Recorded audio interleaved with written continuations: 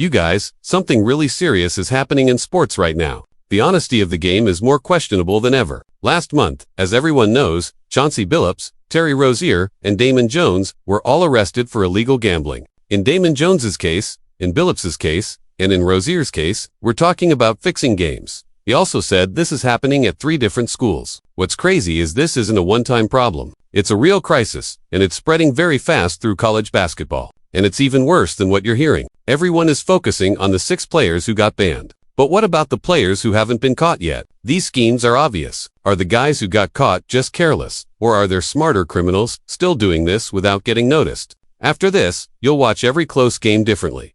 The NBA also has a big problem. You had the Michael Porter Jr. situation. You had the Jonte Porter case. You had the Michael Beasley case, which still isn't settled. And now, Terry Rozier, Chauncey Billups, and Damon Jones. Basketball is in a dangerous place. And something could also happen in the WNBA. It could involve WNBA leaders, WNBA referees, or even WNBA players who suddenly go 2 for 15 on a Wednesday night. Did you hear what he said about the WNBA? Everyone is ignoring that part, but it's a big deal. He's saying there is a whole league where no one is even looking for this problem. Think about it. If players and investigators don't watch the WNBA closely, what stops people from doing the same schemes there? A player can go 4 for 15 in a game, and everyone just says, bad game. But now, after all this, you'll never look at a bad game the same way again. And get this, the biggest name caught was B.J. Freeman from Arizona State. Not a bench player, but the second highest scorer on the team, averaging almost 14 points per game, a real player throwing everything away. Freeman will never play college basketball again. The same for the former players at Mississippi Valley State and New Orleans, Quavius Hunter, DeQuavian Short, Jamin Vincent, Donovan Sanders. And Alvin Strick. Freeman's case was first reported by CBS in September. The NCAA found his violations while investigating a different case involving former Fresno State player McCool Robinson. Robinson's phone records showed that from November to December 2024, Freeman gave Robinson information he used to place bets. Freeman also gave information to his girlfriend, who was also betting. Freeman told them things like, bet the over on my points, bet the over on my three-pointers. He was trying to hit these numbers on purpose during games, but here's the wild part. When investigators asked him about it, he lied. He said he didn't share any information. He said he didn't have a DraftKings account, even though the account was in his name and email. He had even put money into it at his previous school. You're watching someone ruin their future for a small amount of money. Not millions, maybe a few $1,000s.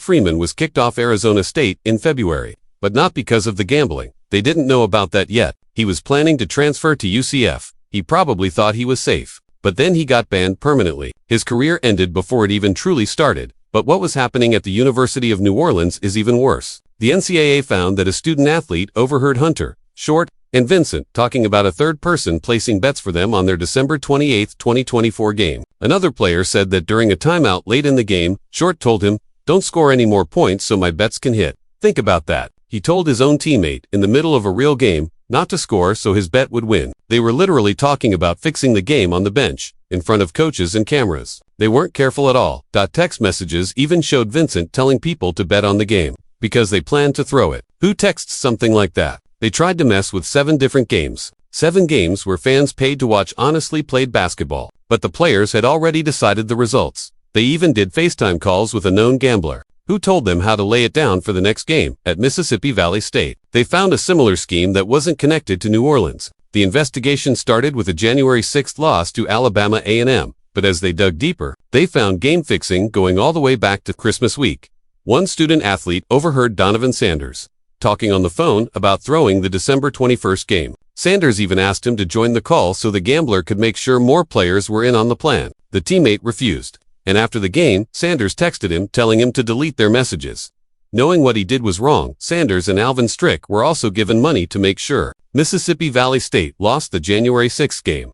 Now you might think, at least the NCAA is doing something. But their hypocrisy will make you angry. As of November 1st, the NCAA now allows athletes to bet on pro sports, so they punish players for betting. But they also train them to gamble by allowing them to bet on other sports. ESPN reports on these scandals while promoting ESPN. Bet podcasts are sponsored by DraftKings and FanDuel. The whole sports media system is built on gambling money, yet they pretend to be shocked when players fall into gambling problems. Zoom out. This isn't only college basketball. The NBA has its own issues. Billups, Rozier, and Jones arrested for illegal gambling and fixing games. MLB players like Emmanuel Clays and Luis Ortiz are also getting charged for rigging pitches to hit prop bets.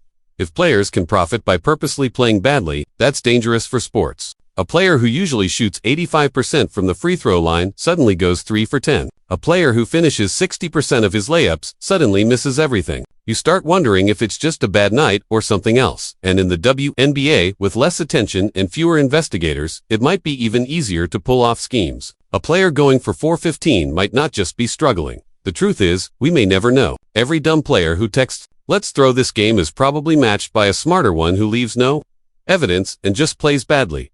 The NCAA says the schools aren't being punished because coaches and most players weren't involved, and none of the 3 cases were connected, meaning players at 3 different schools all figured out the same kind of scam separately. That's even scarier. All 6 players lied to investigators, deleted messages, and tried to hide things. They planned these schemes, and now they are permanently banned. Their dreams of playing professionally are almost dead. But is that enough? This wasn't just breaking NCAA rules, it was fraud. They took money to trick fans, bettors, and even their own teammates. Where are the criminal charges? Where's the FBI? This is the second big gambling scandal in college basketball in 2 months. The NCAA wants player prop bets removed, because prop bets can lead to cheating and also lead to harassment.